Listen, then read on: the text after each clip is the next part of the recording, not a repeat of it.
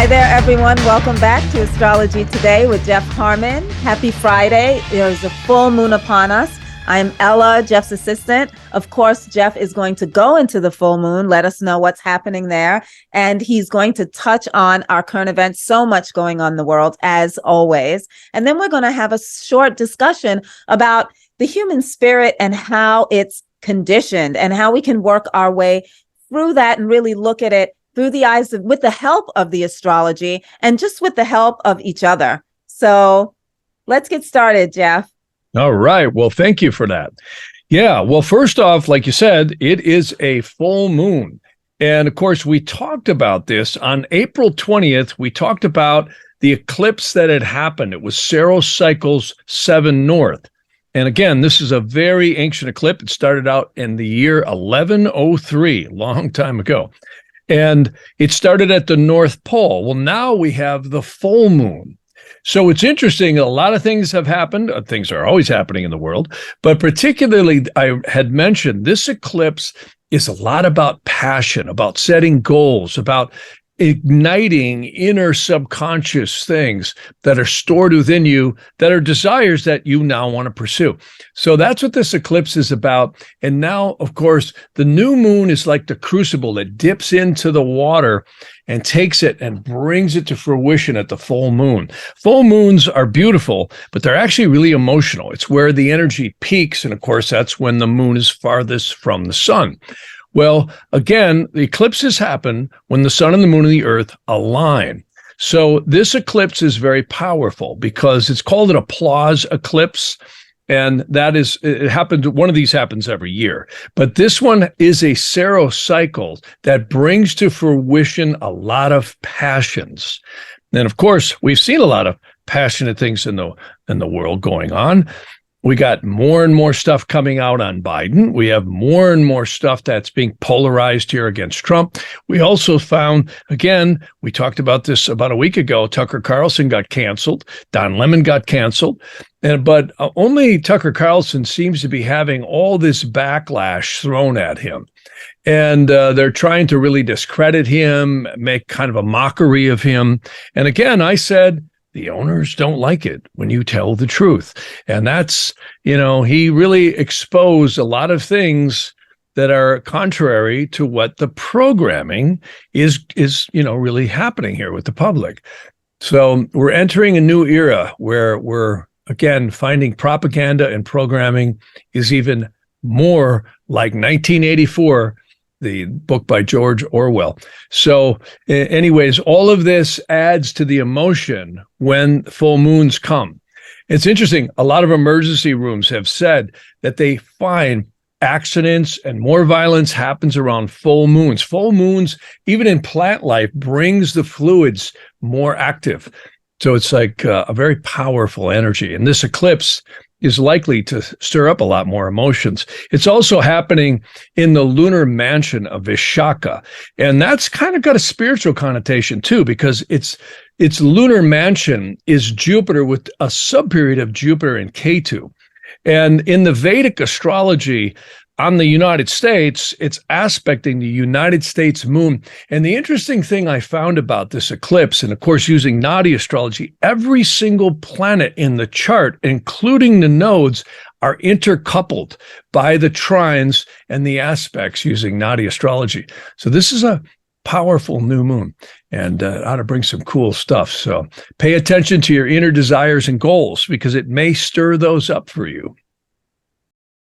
Mm-hmm. I'm looking forward to that. There's the full moon coming, but I've also got the moon period coming to me. Yeah, so right. Yeah. Ella has a moon 10-year dasha kicking in. And for anyone not familiar, what that means, dasha is a strange word that means Time Lord. She actually has a 10-year moon period that comes in. And these are like angels that literally release the aura and new ones grasp. So I always forget Trinity, Neo, and Morpheus. This might be the real matrix. And that's what they actually called planets in Vedic and Nadi astrology, is seizers and graspers of the aura. It was a strange word called graha. in Sanskrit and Tamil. So you've got that, Ella. Yes, you've got a moon I'm period. looking forward to it. And it's good I too, need because it. yes, you do. We I all need it. Yes. Yeah, Yeah, you bet. awesome. Awesome. So yeah, a powerful full moon coming up. That's really good. Yep, it really is. Yeah. And And then the other, go ahead. the current events you're going to touch on, obviously, everything's going to be exacerbated by this full moon.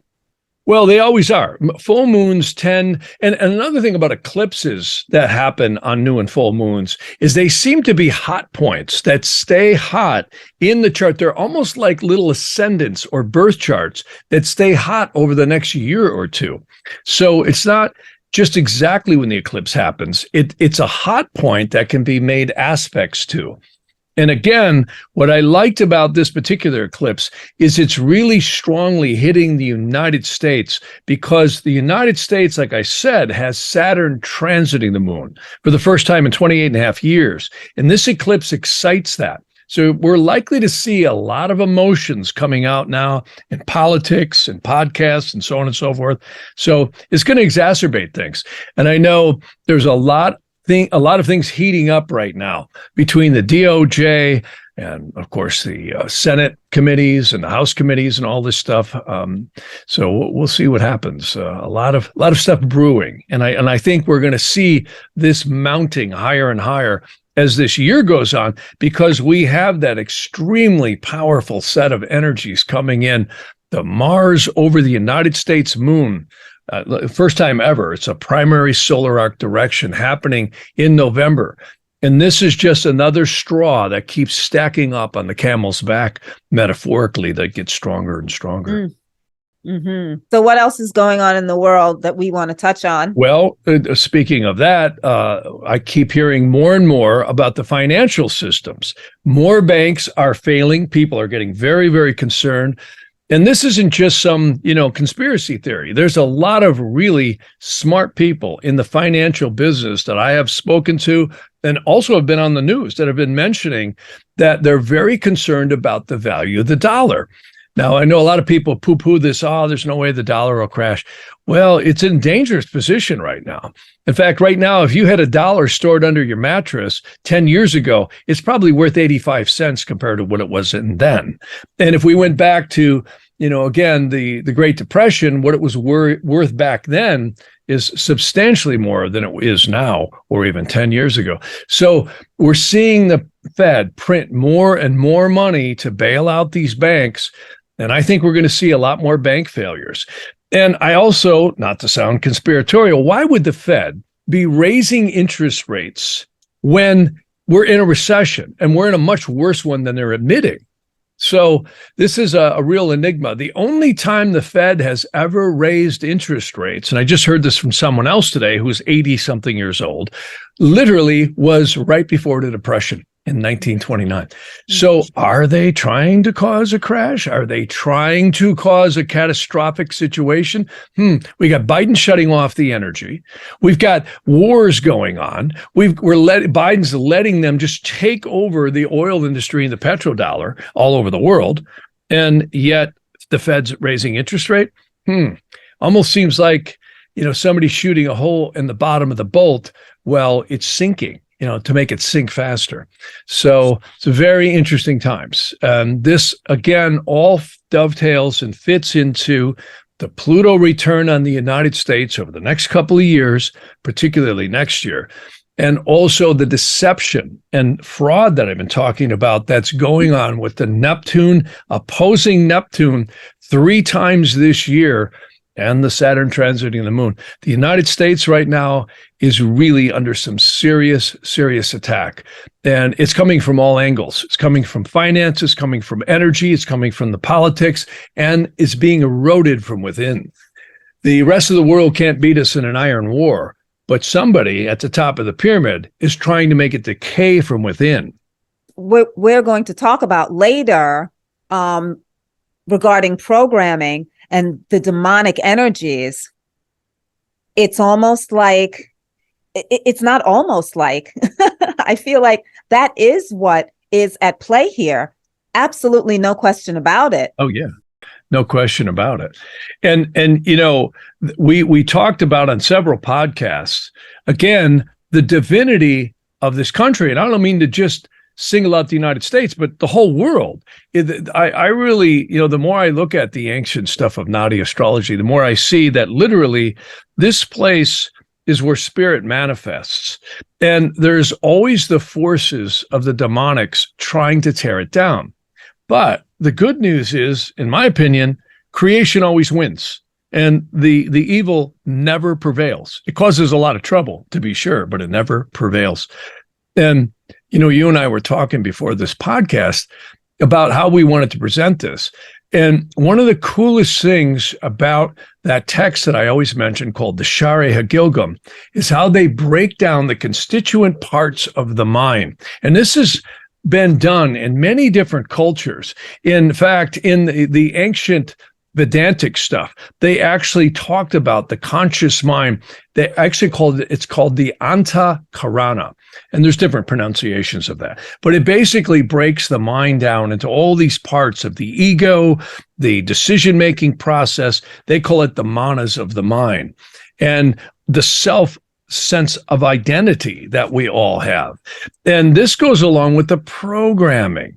Isn't this interesting how we see the youth being attacked right now with all this programming idea in schools and bringing in all this other crazy stuff that's suggesting that they should question their identity and their true sense of self. And then the state, just like in George Orwell, is coming in and saying, well, if you disrupt that, we'll take your child away. So it's really, really a demonic energy that's been going on with this. And it's nothing new. If you look back in history, these demonic forces, whether it be the king or the emperor or some ruler, this is nothing new. This has always been going on. Of course, now in modern times, we look at it and it's so much more, I think, out there with the social media and all the bombardment of information that we all get. But this runs full circle to something I think is really cool. I'll put this on the screen. It was known as the Orphic egg.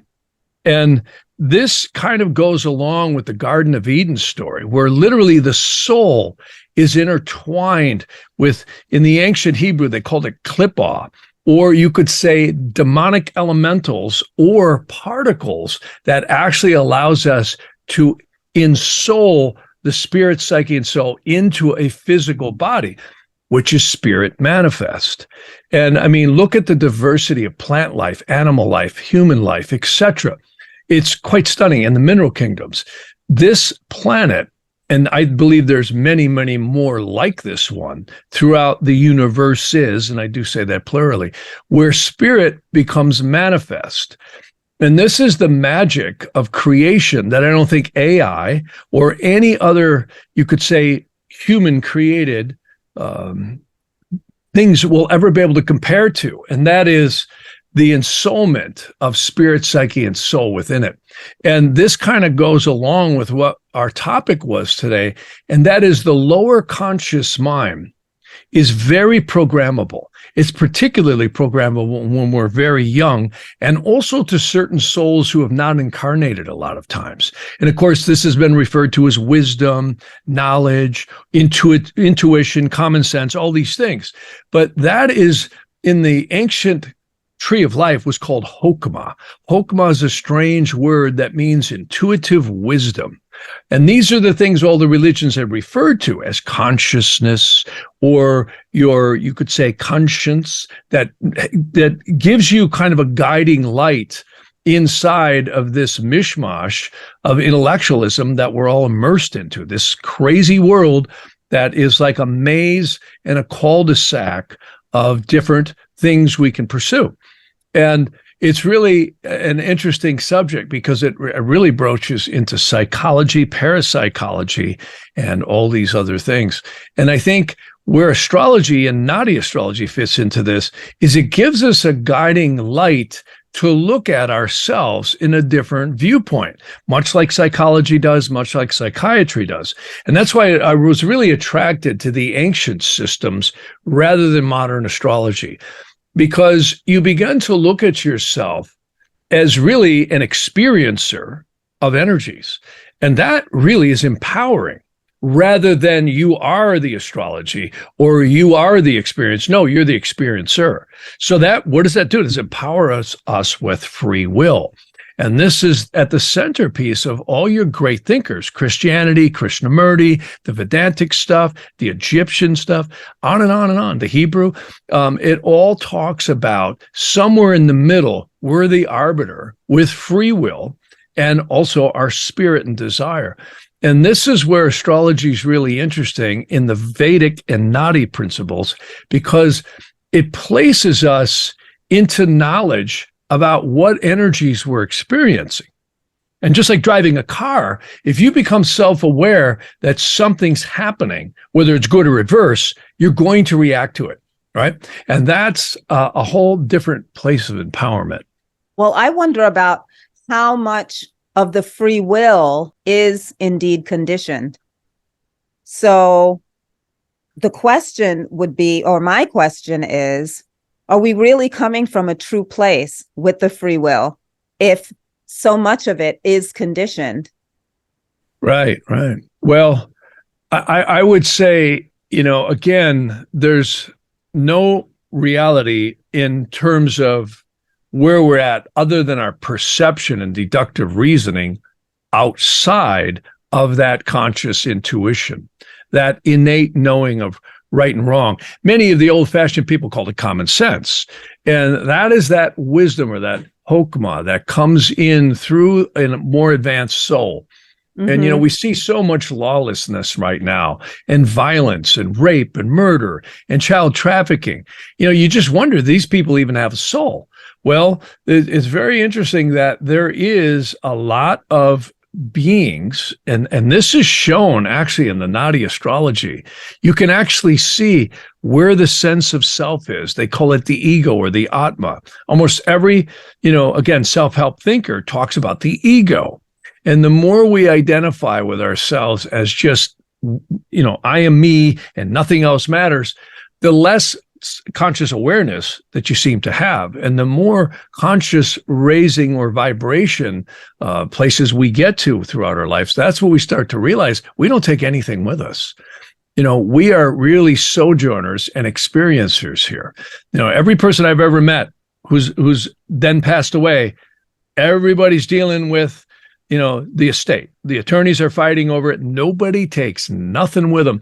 And that's why I encourage people to read the books like the Magus of Strovolos, 30 Years Among the Dead, the Shari Hagilgum. These are all just different viewpoints that I think awaken us to the fact that, hey, whatever you amass here, it's fun, play with it, have as much fun as you want, but you're not taking it with you. The only thing you really take with you is wisdom and knowledge.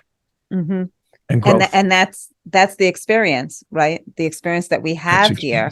Yeah. And the Nadi astrology says we keep incarnating until that lower layer, they call it the nefesh or the lower conscious mind or the manas of the mind. There's all kinds of terms for it. The Egyptians had the same thing. They talked about the same elements. That sooner or later, after enough incarnations, the elementals start getting less power over the spirit, psyche, and soul, because it's now amassing consciousness. And then we escape from Alcatraz and apparently go to other worlds, and some will rise up to very high levels. One of the coolest things that's been spoken about in many of the ancient documents is, and I know this is a little bit of a morbid subject, is embalming. They say when you get embalmed, within the first 3 days, it disrupts all the recall that you'll normally get when you pass away, because we end up standing outside of our body in something called the etheric double. And again, read the Magus of Strovolos for some of these terms. And apparently that embalming process, or disrupting the normal coagulation of the blood in the body, has a huge fact on blocking access to what they call the seed of the soul. Some people call it a seed atom. Some people call it the etheric egg. And that is still there. But one of the purposes is to us to reflect. And that was another thing that many ancient documents talked about. To raise the vibration while you're alive is to do contemplation and reflection about your actions every night before you go to bed. because what that does is it clears, you could say, the lower vibration and the lower conscious mind. Very cool stuff. This is talked about in a text called the Share Teshuvah, which means the gates of clearance. Some people will call that repentance, clearance, what have you. Really cool stuff, because again, getting back to Nadi astrology, the whole game was to rise up past the karmic influences of the celestial matrix, where you get more in touch with the upper portions of the soul. Yeah. Well, remember, I was just telling you that my mom used to write down every night everything that she was grateful for that happened that day. Every night for years. She did that probably for the last 20 years of her life. She wrote down every single thing that she was grateful for. And she also wrote things that she questioned. She questioned her own actions. It was very beautiful. That's really amazing. And I remember you telling me that. That's a really good thing to do, because what happens there is, again, that's called introspection, which is very simple. And most people go, well, sure it is. But it has a great effect on the soul. So she was really advanced to do that. You could see that in her eyes. She was really an advanced person. Yeah. And it's really something to write it out, because you can go over it in your mind, but when you write it out, it takes on a whole different meaning. Oh, yeah, it does. Yeah. Well, it's interesting, too, about the karmic journey. I've noticed in Nadi astrology, they actually talk about the Atma Karaka, which is called the soul roots indicator. And you can see by that the conscious placement of the person in this incarnation. You look at people who commit horrible crimes. They don't even care, some of them. They don't even have any remorse at all. They're literally possessed by the elementals. Those souls usually have to reincarnate many, many times, according to the Nadi. And it's interesting, some people are very conscious. They're really aware of their interactions and what they do to other people. And that is very powerful, because that means that soul is much more advanced. And I think when, you look at the central theme of what's going on in the world right now, there's this whole clash between all these people saying, well, we need to do, criminal reform and send them to violin lessons. And then they let them out and they kill 6 more people. These people are not likely to ever truly, understand until they really go through some incarnations. And sometimes it's like an animal that will eat you. You got to put it away, or you have to get away from it, because and of course, in this case, in society, it's primitive, but I don't know how else to do it other than lock them up, and other than they keep killing people. And then you have other people who really do have consciousness. They wouldn't even think of doing that. They would be so guilty trying to do that. So it's really an interesting place where the world is. And, it's all converging here on this physical plane. It really is. They say that this planet, and I can't speak to other ones, but this is where it's all going on, because you literally can advance to high levels here and stoop to very low levels. You can actually lose your soul here too. So I call it the soul cauldron. It's what the earth is. It really is. Yeah.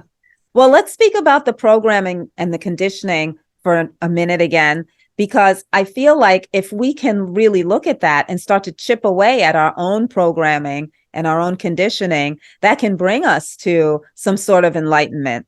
What do you think about that? Oh, I think so. Yeah. And I have to say, what your mother was doing is a really good idea. There's an ancient technique. Many people who are in Judaism might have, I'm sure, are familiar with this. It's called the bedtime siddur. And there is a prayer that they do by putting first you reflect about everything you did that day. And then, whether good or ill, you reflect upon it. And then you read what they call the Vihi Noam prayer, which is the last verse of 90 3 times. And then you read in entirety the Psalm 91, and you put the 4 archangels around you. Michael, the archangel of fire before you, Gabriel, the archangel of water behind you, Raphael, the archangel of air to the right, and Oriel to the left. Some people do use a different order, but that's the order I'm familiar with. And that is supposed to really help you go to sleep and also kind of dissolve some of what we call the karmic elementals that you have created that day, or at least put them in an order where they don't have as much power over you. And again, I encourage you to read Magus Astrologers. We are all programmed. Proof of that is if you take a child and you take and put them in a different environment, and they'll pick up the language, they'll pick up the customs, and we are all so conditioned. And the more we realize that, I think that's what raises the vibration of consciousness an awful lot. And I also find the cycles of astrology help a lot to understand, from a spiritual standpoint, what these energies are trying to teach us. And there's a difference, because there's a lesson in everything that we receive here. And the astrology shows that how exactly when we look at our birth charts, but also in other ways, right? I mean, it never ceases to amaze me. Every one of us will have unique transits and progressions that will interact totally different than anyone else, particularly what we call primary directions. It's almost like the Earth is and being born, you're like in a cosmic clock, a matrix. The first 90 days past birth, each rotation of the Earth, and if you're a flat earther, the cycles of the daily celestial motions literally equals a year. So the next 90 rotations of the Earth, if you will, equals the next 90 years, or 100 years if you live that long, is 100 days. And it plays itself out. Absolutely stunning. Like you're experiencing things right now, Ella, that are extremely powerful. We've looked at that. And what's all coming up, all these family issues, all these different things. And that's exactly what the primary directions show. It's absolutely amazing. Absolutely. It sure is. I get the blessings every day of doing readings, and I'm really just like humbled when I look at each individual person has this unfoldment of energy, and it's all completely different and for everyone. And each one will experience it their own unique way. Again, the angel on the eastern horizon never ceases to amaze me because it shows almost like this angelic force that the soul has earned. This is not us. It's like forces that maybe the soul has projected into the Nadi, you could say, description of the astrology. And it's so different than modern astrology. And you can actually see that playing out in each individual. And some of them are really amazingly divine. Others are pretty nasty. And I wonder, what did this soul do to get that? The good and the ill. So it's very interesting stuff. It's almost like a karmic boomerang. And I always say again, forget Trinity, Neo, and Morpheus. I really think we might be living truly in a celestial soul cauldron matrix here. That's a reflection of so many things. Yeah. Well, it seems like we all experience the good and the ill. We all get the good and the ill, don't we? Sometimes, you bet. And some of us get it in all different flavors. Yeah, all different flavors, all different forms. And it's all there kind of in the astrology, if depending upon how you interpret it. But I can say that your interpretation's been pretty good because it seems to be playing out like a violin. So, what always ceases to amaze me, I'm always reading and always studying. And I found this older text that I had. It's about the 7 rishis, and these were 7 seers in ancient India called the Saptin Rishi Nadi. And it's about how this council of seers, they were like prophets that would look into the celestial matrix. We think of astrology as astrology. They didn't. They looked at astrology as the reflection of the unfoldment of lessons and karmic experiences of the soul. And that's a whole different way of looking at astronomy and astrology.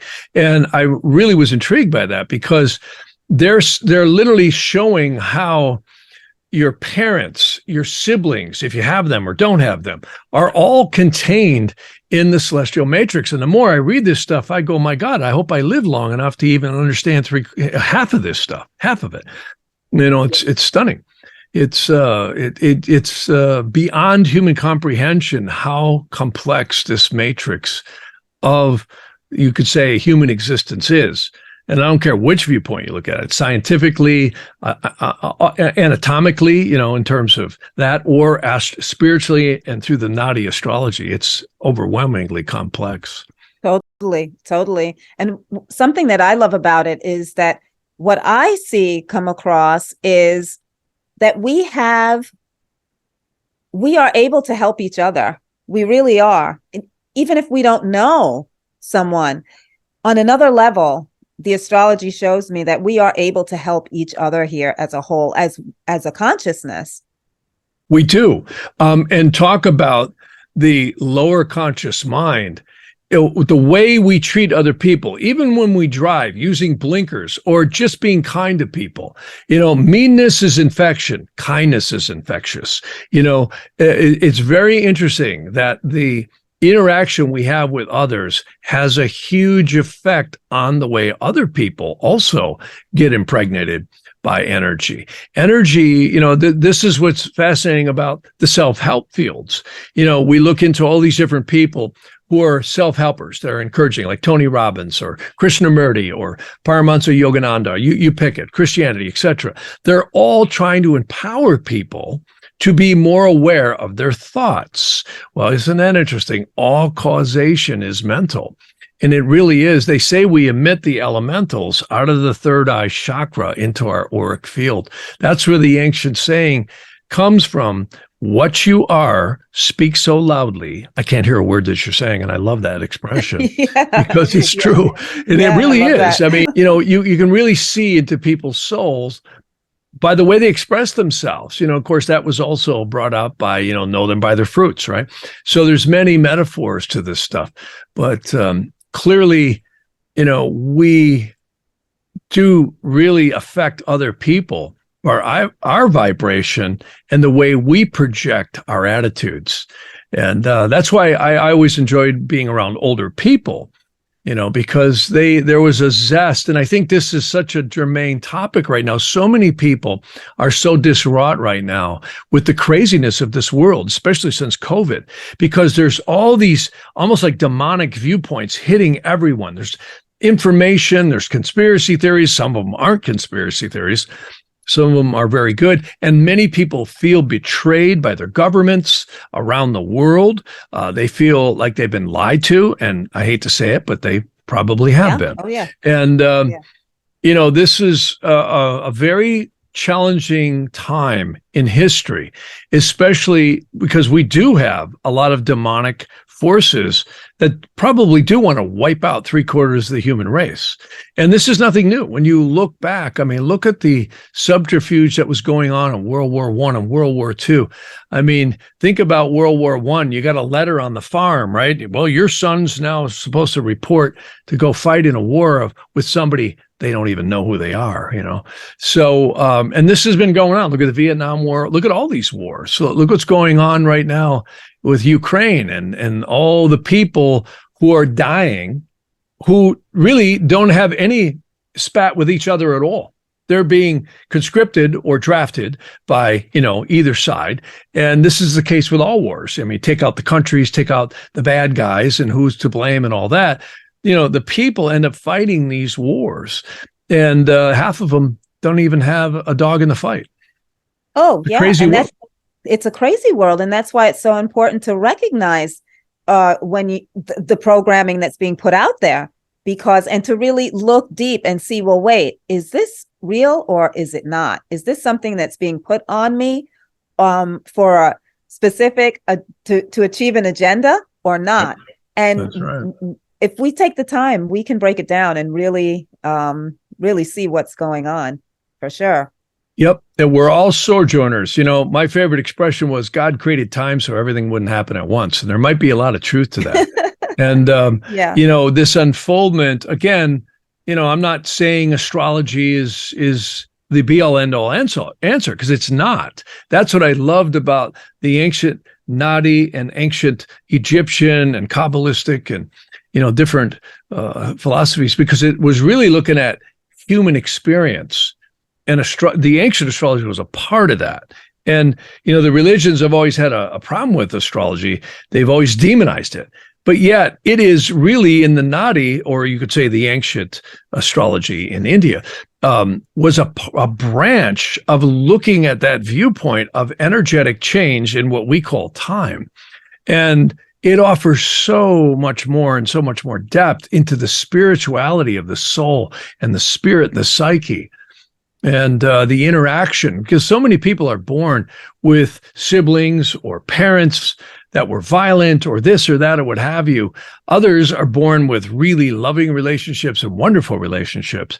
And I'm always, every reading, people always, how'd you know my dad was this way or my mom? Well, it's in the chart, and it's not my genius. It's just in the chart. Anybody can learn this stuff if you want to spend enough years learning it. And it's really the code of the soul. It really is. And I think what you walk away with is hopefully a less reactive viewpoint so that you see yourself as this spiritual being having a physical experience rather than the victim or the victor or whatever. You're just, Shakespeare was right. The whole world's a play and we're the actors. And it really seems that the free will is the script, and that is embedded into, you could say, the karmic unfoldment in time that is shown by the cycles in the Nadi astrology, which is really profound. Yeah, very profound. And I just want to add the animals here, add the plant life here, that the animals are all experiencing, and our energy is very close to our energy affects their, lives here, and their energy affects our lives. It's just a whole big, like a soul cauldron. It is. Souls. I'm so glad you brought that up. Manly P. Hall, which we mentioned, we went up to PRS here a couple of weeks ago, and Manly P. Hall was involved. You'll often find many people like Manly P. Hall throughout history. There was another one I mentioned, Henry Cornelius Agrippa. They were kind of what I would call the portals that secret societies and mystery schools would bring things out to the public through. And that's exactly what happened with Manly P. Hall, in my understanding, was that he was actually given a lot of information from secret societies, and the Secret Teachings of All Ages is one example of it, and many of his other books. And he talks a lot about the spiritual and really divine you could say path that the United States and role that the United States was supposed to play in humanity. We've given a lot of attention to George Washington, and a very mystical character. Again, he was shot at many times, and that's not just a myth. I really believe that that's true. They actually had his coat in the Smithsonian showing all the bullet holes in it, and he never died. And yet his commanding officers around him were shot, and they shot 2 horses out from underneath him.